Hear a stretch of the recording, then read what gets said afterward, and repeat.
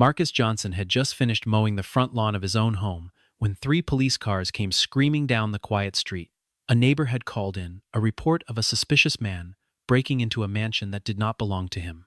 Nobody on that street believed that the tall black man standing there in grass-stained work clothes could possibly be the owner of the largest house on the block.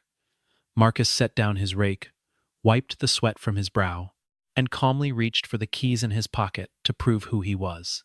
Even as he produced his identification and the deed to the property, the officers moved forward and forced his hands behind his back, snapping cold metal cuffs around his wrists on the very steps of his own porch. For a moment it seemed the humiliation would simply end there.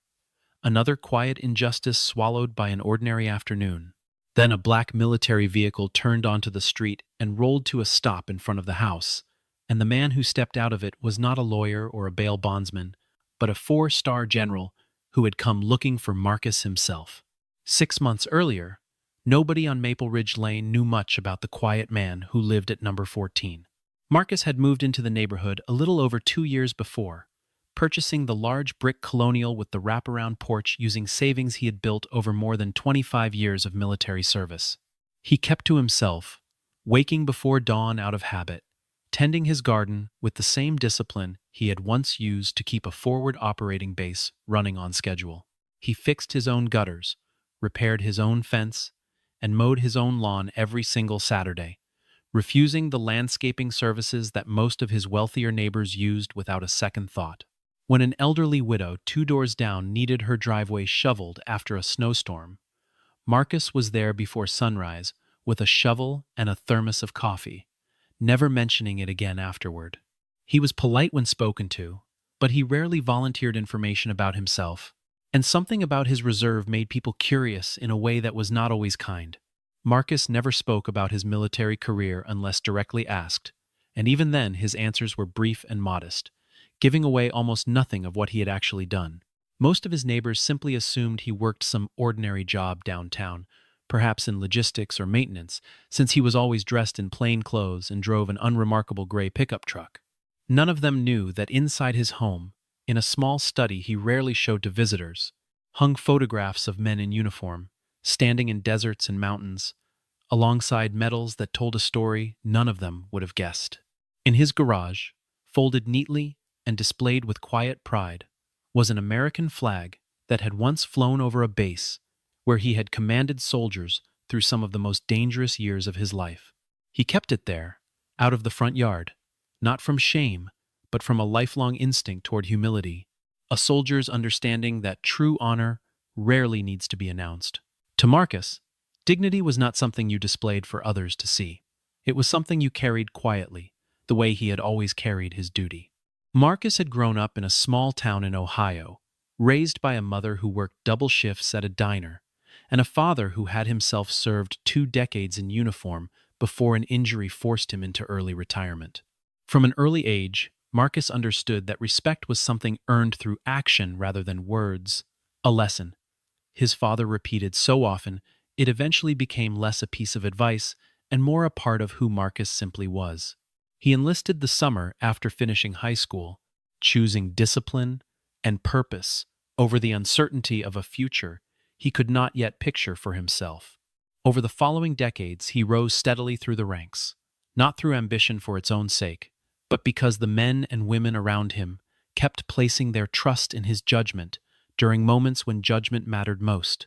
He served in postings that took him far from home for months and sometimes years at a time, missing birthdays, holidays, and the quiet, ordinary milestones that other families took for granted. By the time he finally hung up his uniform for good, Marcus had given more of his life to service than most people ever gave to anything at all, and he carried that history into retirement the same way he carried everything else, quietly and without complaint. Not everyone on the street returned his quiet courtesy with the same respect. A retired accountant across the road often watched Marcus work in his yard with a suspicious squint, muttering to his wife that something about the man seemed off, though he could never quite explain what he meant.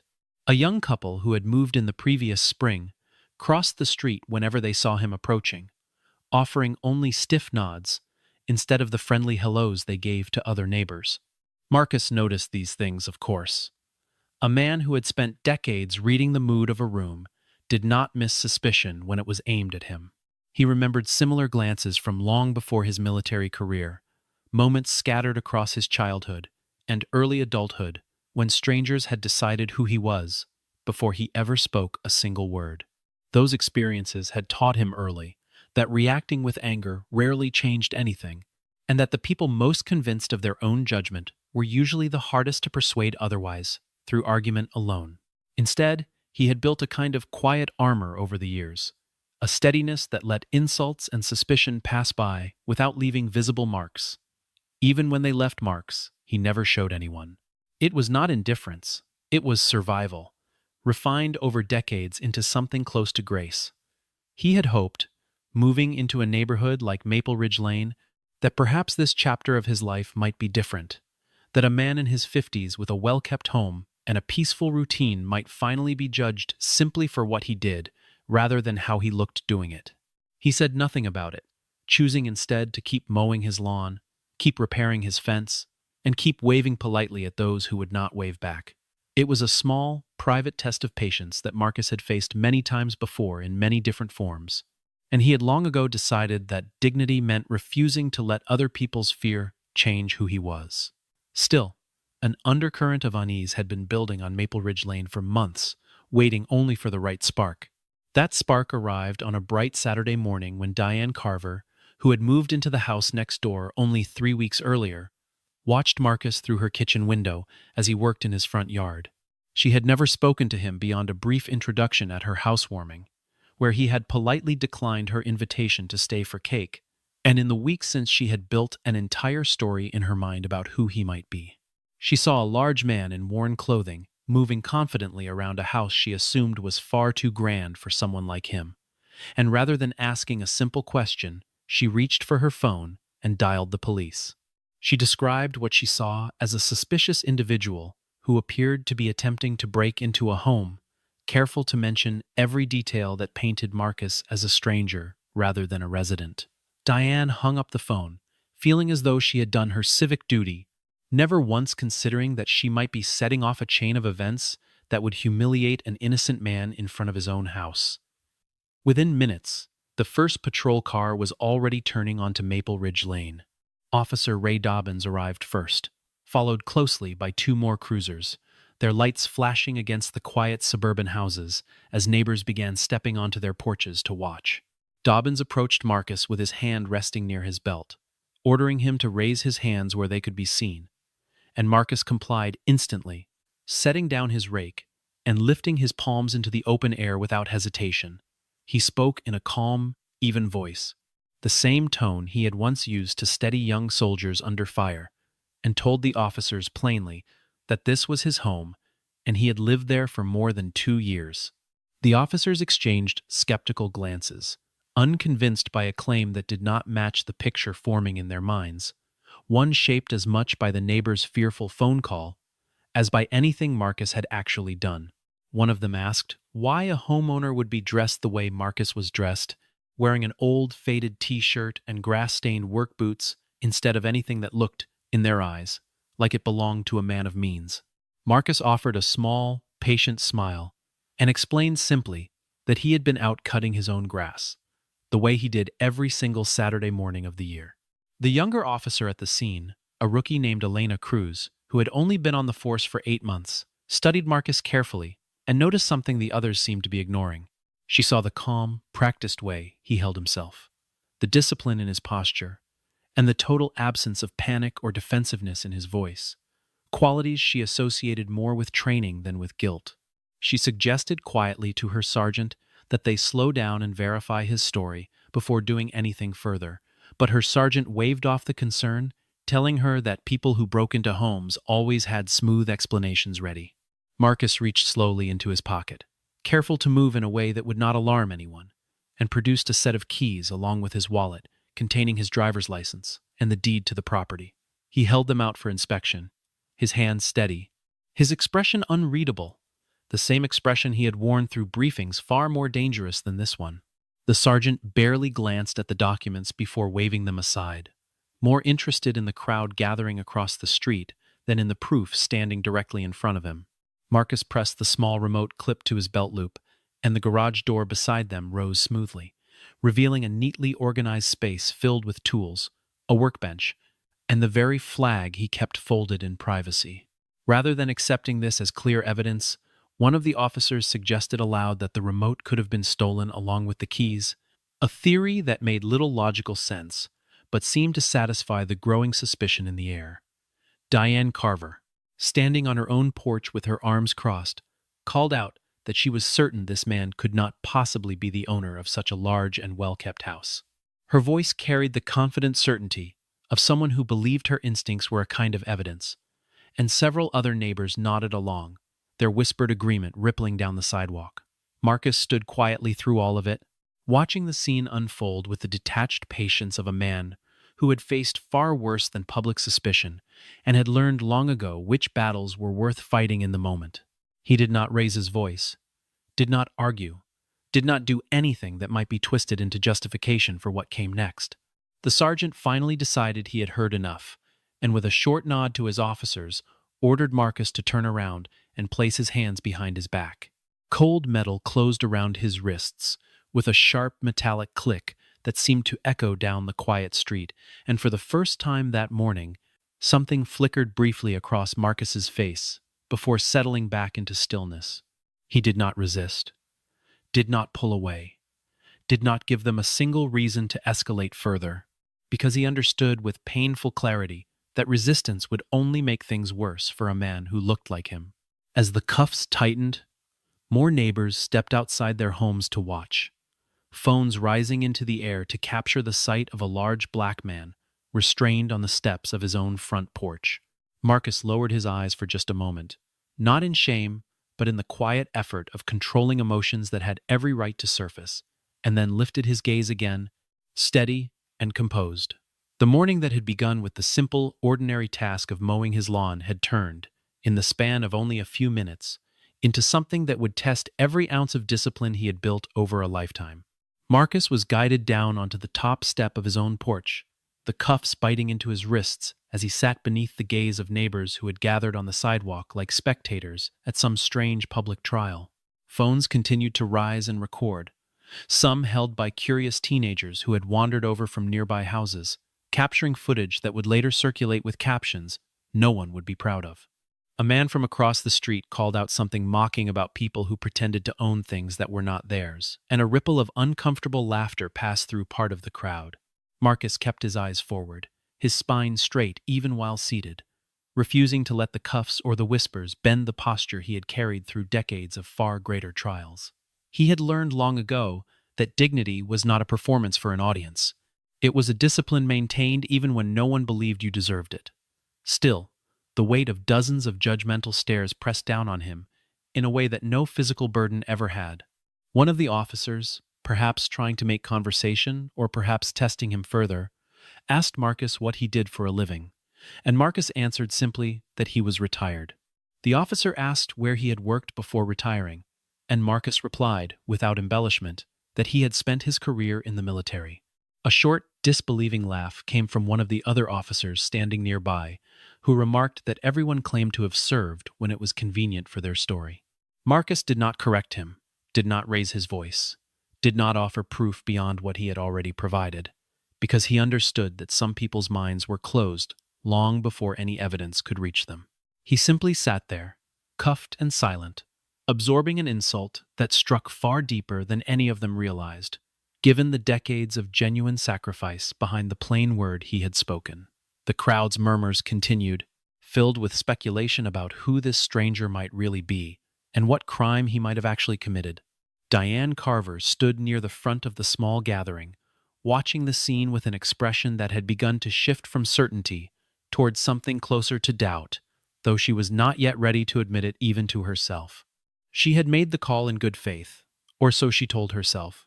Yet something about the calm dignity of the man being held on his own porch steps did not match the panic she had described on the phone. She pushed the thought aside, telling herself that the police would sort out the truth, that this was simply the system working as it was supposed to work. Around her, other neighbors traded theories in hushed voices, some suggesting Marcus might be a repairman who had gone too far, others insisting he must be some kind of con artist casing houses in the area. None of them considered, even briefly, that the simplest explanation might also be the true one, that a quiet man who kept to himself was exactly who he claimed to be. The morning sun climbed higher overhead, indifferent to the injustice unfolding in its light. It was in the middle of this tense, uncertain silence that the low rumble of a heavier engine reached the street, distinct from the idling patrol cars already parked along the curb. Heads began to turn as a dark, unmarked military SUV rounded the corner of Maple Ridge Lane, moving with a kind of unhurried authority that immediately felt out of place among the ordinary suburban houses. The vehicle slowed as it approached the gathered crowd, its tinted windows giving no hint of who might be inside, and several of the officers on scene exchanged uncertain glances. Marcus, still seated on the step, with his wrists bound behind him, lifted his head slightly at the sound, a flicker of quiet recognition passing behind his otherwise unreadable eyes. The murmuring crowd grew quieter as the SUV came to a full stop directly in front of the house, its engine idling like the pause before an unexpected turn in a story no one had expected to witness. Nobody on that street yet understood how much the next few minutes were about to change. The rear door of the SUV opened, and a broad-shouldered man in a colonel's uniform stepped out onto the pavement, his posture immediately commanding attention in a way that made even the police officers straighten instinctively. His eyes moved quickly across the scene, taking in the patrol cars, the gathered crowd, and finally landing on Marcus, seated in handcuffs on his own porch steps. Whatever composure the colonel had carried while stepping out of the vehicle vanished the moment recognition crossed his face, replaced by something closer to shock and barely restrained anger. He strode forward without hesitation, his voice cutting through the murmuring crowd as he demanded to know who had given the order to restrain this particular man.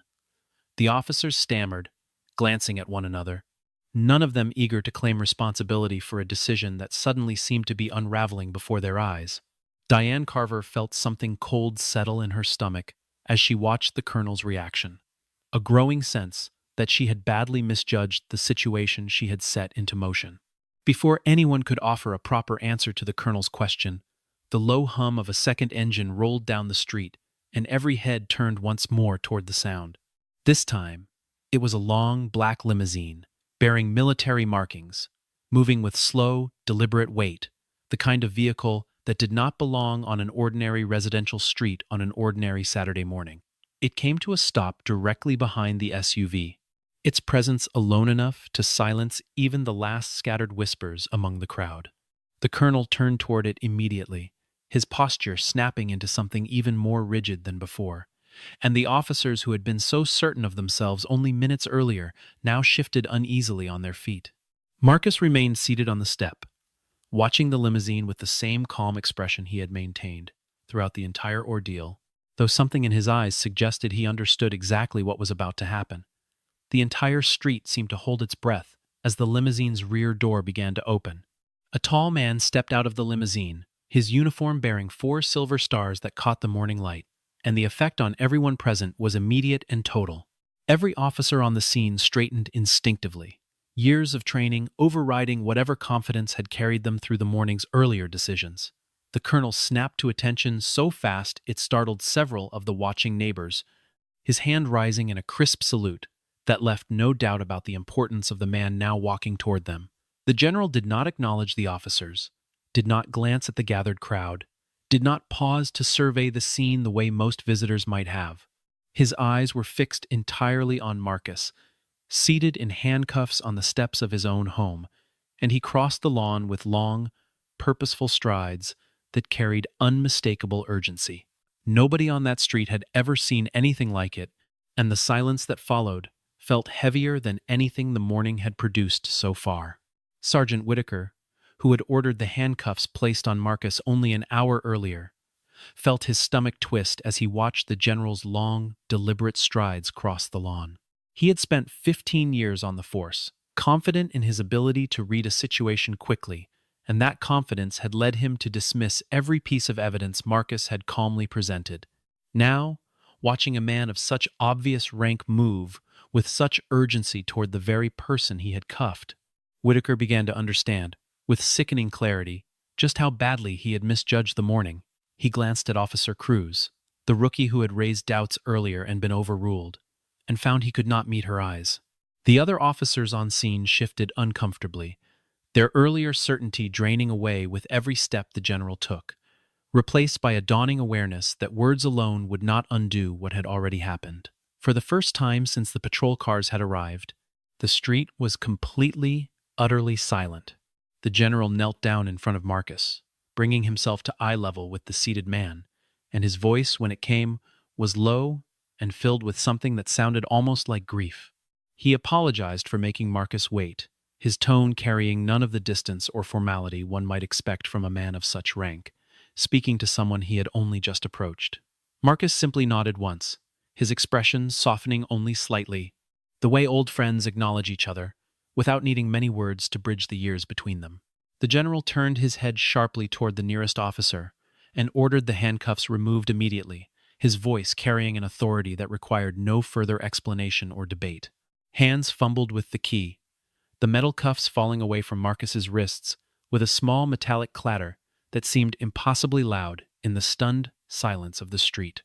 The entire atmosphere on Maple Ridge Lane shifted in that instant, from suspicion and judgment to something closer to disbelief and quiet shame. As Marcus rubbed his freed wrists, the general remained kneeling beside him, seemingly unconcerned with the growing crowd of neighbors now watching in open astonishment. He began speaking, not just to Marcus but loud enough for those nearby to hear, explaining in a voice thick with respect exactly who the man seated before them truly was. He described how Marcus had once commanded some of the most dangerous special operations of his career, missions that had saved the lives of hundreds of soldiers who might otherwise never have come home. He spoke of how Marcus had turned down multiple offers of promotion over the years, choosing again and again to remain with his unit rather than accept a safer position further from the front lines. He mentioned the medals Marcus had earned, decorations that few soldiers ever received in a lifetime, awarded for acts of courage that Marcus himself had never once spoken about to anyone on this street. The crowd, which only minutes earlier had been mocking and doubting him, now stood in stunned, humbled silence as the truth unfolded before them.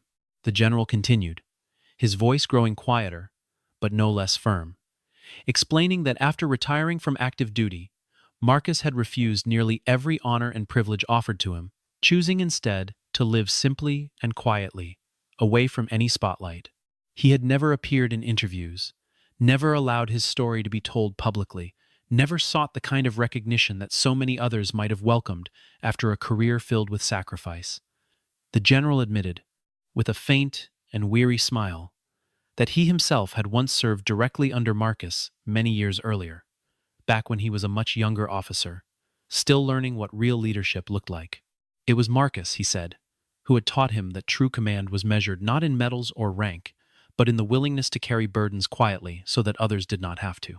Diane Carver, standing near the edge of the crowd, felt her earlier certainty crumble entirely, replaced by a hot, uncomfortable wave of shame that rose all the way to her cheeks. Around her, the officers who had cuffed Marcus less than an hour earlier now stood frozen, beginning to grasp the full weight of the mistake they had made. The general went on to describe a mission from many years earlier, one he said he still thought about often, when a convoy under his command had been ambushed in rugged terrain far from any hope of quick rescue. It was Marcus, then leading a small special operations unit, who had guided the wounded and the frightened through hours of chaos, refusing to leave until every last soldier had been accounted for and brought to safety. 3 men owed their lives directly to decisions Marcus made that night, decisions that could easily have cost him his own life instead. The general's voice caught slightly as he spoke of it, the memory clearly still vivid, despite the years that had passed since it happened.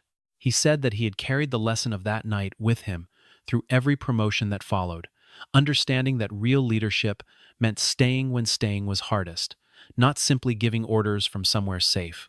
Listening to the story, several of the officers who had been so quick to doubt Marcus now found themselves unable to look away, humbled by a version of the man they thought they already understood. In the hours that followed, the local police department launched an internal review of everything that had happened that morning, starting with the footage captured by security cameras mounted along the street.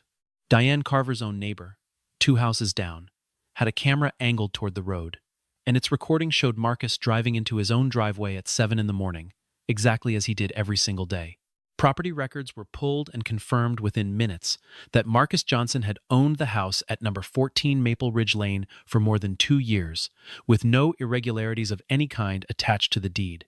Investigators noted that the original call, reporting a suspicious break-in, had been based entirely on assumption, with no actual evidence of wrongdoing ever offered by the caller. Several officers admitted, when questioned individually, that they had dismissed Marcus's calm explanations and physical proof almost immediately, influenced more by his appearance than by anything he had actually said or shown them. The department's Internal Affairs Division opened a formal case, and for the first time that day, questions began shifting away from Marcus and toward the decisions that had led to his humiliation. Diane Carver found herself unable to shake the memory of Marcus's calm, steady face as he sat cuffed on his own porch, a memory that grew heavier with every hour that passed. She had believed, in the moment, that she was protecting her new neighborhood, yet she now understood that her fear had been built on nothing more than the color of a man's skin and the clothes he happened to be wearing. Word of what had happened spread quickly along Maple Ridge Lane, carried from porch to porch by neighbors who had witnessed the scene themselves or heard about it from those who had. Some expressed genuine regret, admitting quietly to one another that they too had assumed the worst without ever bothering to ask a single question. Others remained defensive, insisting that anyone would have done the same thing given the circumstances, though their voices carried less conviction than they had that morning. Beneath all the shifting reactions, one truth remained unchanged. A man who had spent his entire career protecting others had been treated as a threat by the very community he had quietly chosen to call home. News of the incident reached local reporters within a day, and by the following morning, the story of a decorated veteran handcuffed outside his own house had spread well beyond the boundaries of the neighborhood.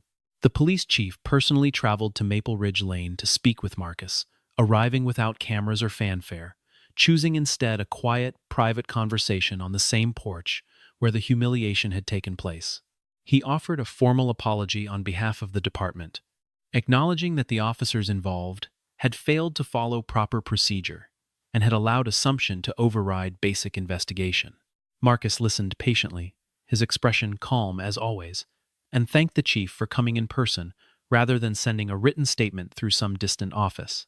The military, for its part, released a brief but firm confirmation of Marcus's service record, verifying every detail the general had spoken aloud on the lawn that morning. Across the neighborhood, several residents who had recorded mocking videos during the incident quietly deleted the footage from their phones, unable to look at it any longer, without feeling the sharp sting of their own judgment. In the days that followed, a handful of veterans from the surrounding area began arriving at Marcus's door, some driving hours simply to shake his hand and thank him for a service they had only just learned the full extent of. Marcus welcomed each of them with the same quiet humility he had shown throughout the entire ordeal, offering coffee and conversation rather than any grand statements about what he had endured. He refused every opportunity to criticize the officers involved by name, declining interview requests from reporters eager to turn his story into a spectacle of outrage. When one journalist pressed him for a strong statement condemning the police department, Marcus simply replied that honor did not require applause and that he had never done what he did in life for recognition. His restraint surprised many who expected anger, yet those who knew him, even briefly, understood that this composure was simply who Marcus had always been. It was not the absence of pain, but the presence of a discipline built over decades of choosing dignity over vengeance.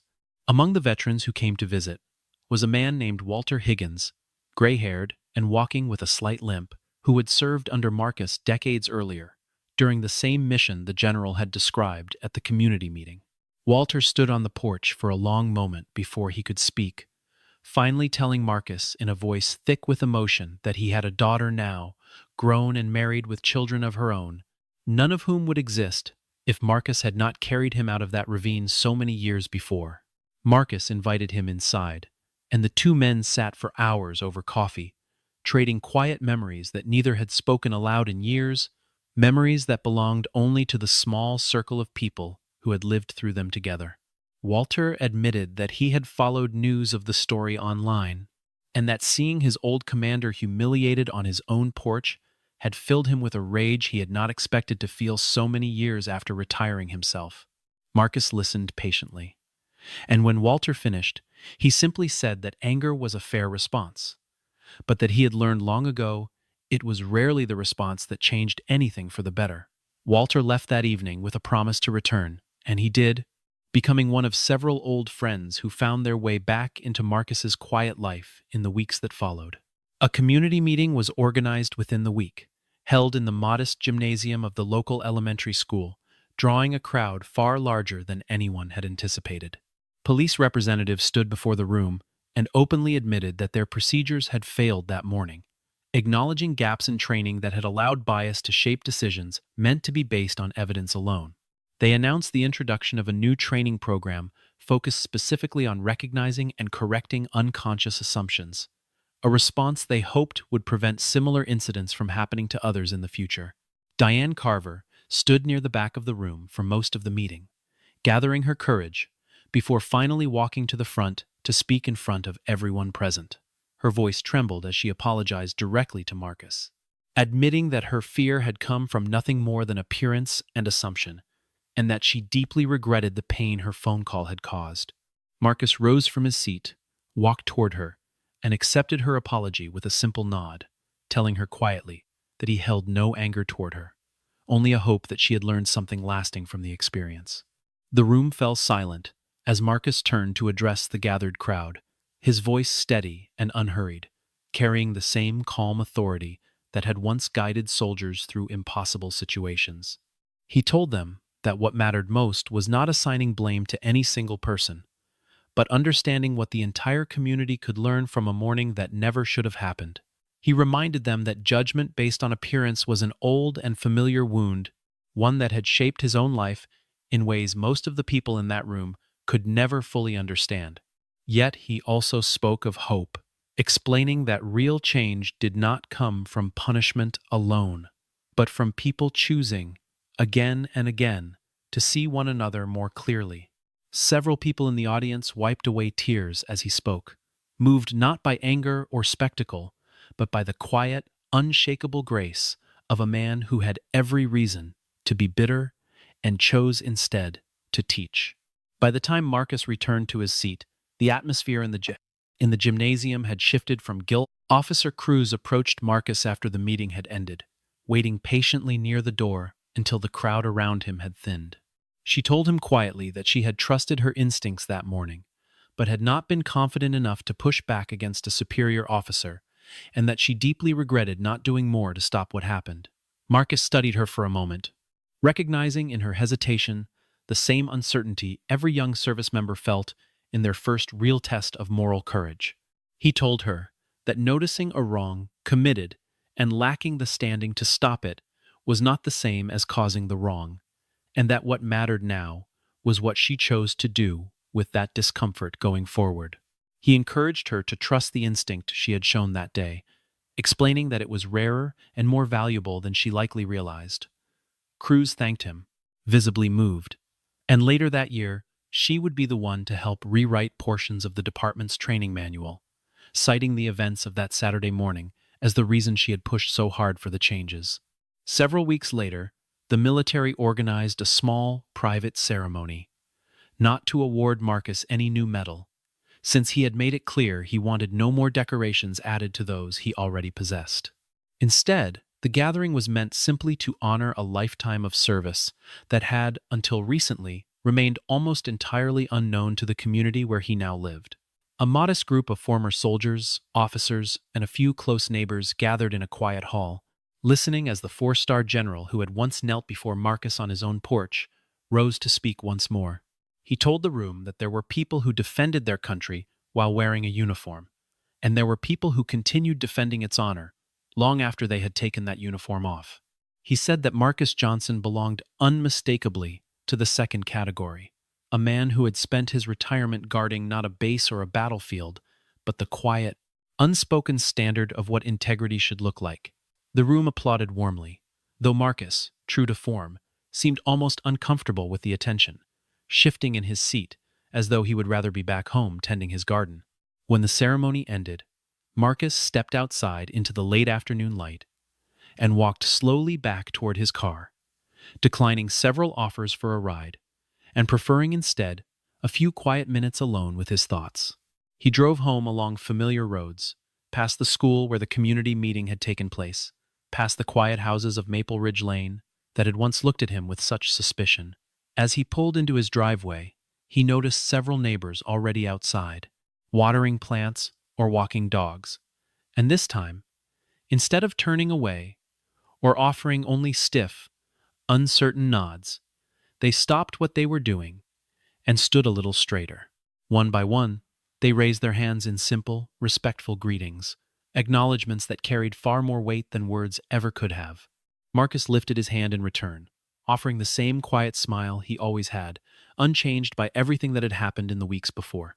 He parked his truck, stepped out into the evening air, and walked toward the garage to retrieve his mower.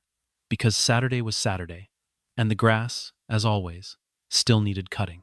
In the months that followed, Marcus's life on Maple Ridge Lane settled into something quieter than the storm that had briefly swept through it, though it was not quite the same life he had known before.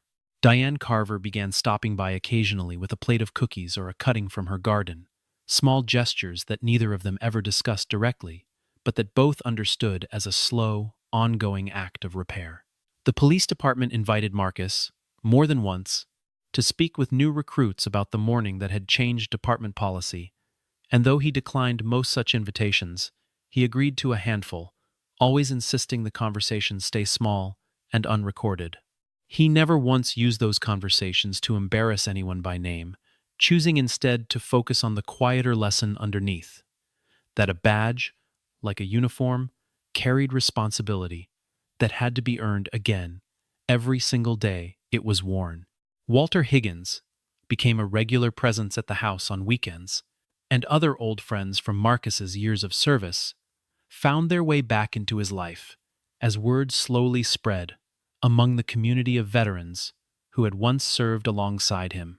What had begun as one of the worst mornings of his life became, in an unexpected way, a bridge back to people and parts of himself he had quietly set aside for years. By the time autumn arrived, the leaves along Maple Ridge Lane, turning gold and settling across the lawns that Marcus and his neighbors tended each weekend. The story of that Saturday morning had largely faded from the news cycle, replaced by newer headlines and other people's troubles. But on that particular street, something had shifted permanently, something harder to measure than a headline yet more lasting in its effect. Neighbors who once crossed the street to avoid him now stopped to talk, sometimes about nothing more than the weather or the state of their gardens. Small, ordinary conversations that would have seemed impossible only months before. Marcus never brought up what had happened, unless someone else raised it first.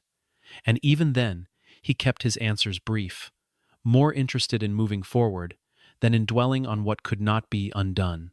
He understood, better than most, that real change rarely announced itself with fanfare. It arrived quietly, in small gestures repeated over time, the same way trust had to be rebuilt one honest moment after another. And so he kept mowing his lawn each Saturday morning, kept waving to every neighbor whether they waved back or not, kept living the same disciplined, unassuming life he always had, trusting that the truth of who a person is eventually finds its way into the light, even when the world is slow to see it. He worked slowly across the lawn as the sun began to dip low over the rooftops of Maple Ridge Lane, the golden light catching the edges of the American flag folded neatly on the shelf inside his open garage. Diane Carver watched from her porch for a moment, no longer with suspicion, but with something closer to quiet respect, before turning back inside her own home without another word needed between them. The street grew calm in the fading light, filled with the ordinary sounds of evening settling over an ordinary neighborhood, the hum of the mower slowly falling silent as Marcus finished his work.